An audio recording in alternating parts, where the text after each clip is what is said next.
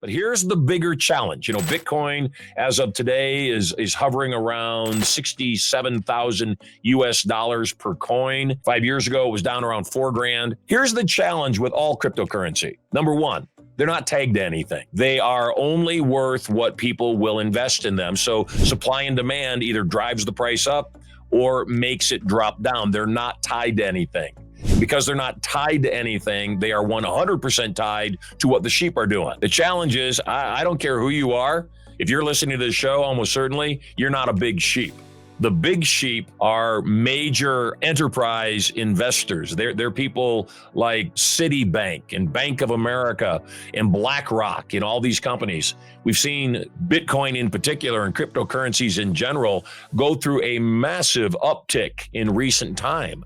And people say, oh yeah, everybody's now jumping on. No, not everybody's jumping on.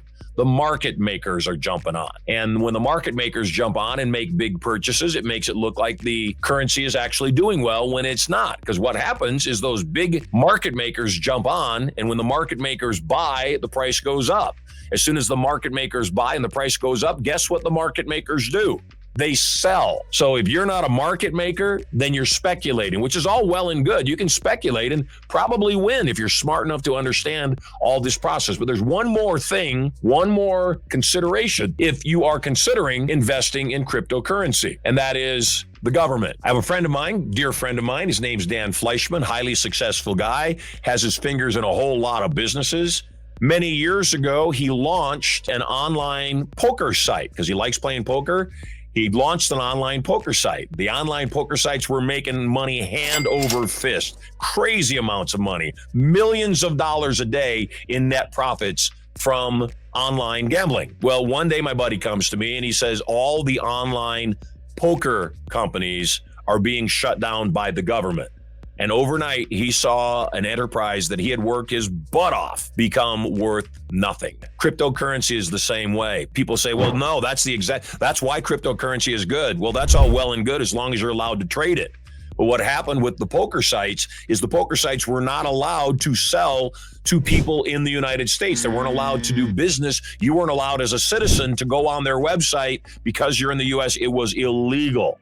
And it was lobbied by all of the major gambling companies, Caesar, Resorts World, all the major gambling companies, MGM. They put those online poker businesses out of business. Why? So that they could launch their own. And since they were the ones paying millions of dollars to the lobbyists, they got their way.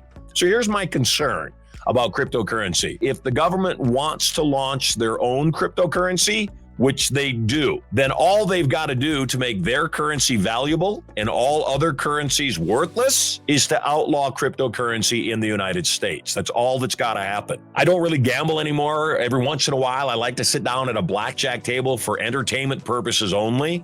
And I'm a really good blackjack player. At the same time, if I lose a little bit, I just walk away. It was an amusement. If I make a little bit, I just walk away. It was an amusement. So many people, though, are putting all their ducks into the pond called cryptocurrency, and usually specifically Bitcoin, that there's going to be a day of reckoning. And my belief is that day is coming sooner than later. And my recommendation, if you're asking me, as this person did in their email, real estate, cryptocurrency, or the stock market, it's an easy decision for me. Real estate. Real estate is a hard asset. It's not going anywhere. It's something that people will want. Cryptocurrency, the stock market as well, they've got their downsides. So enough said.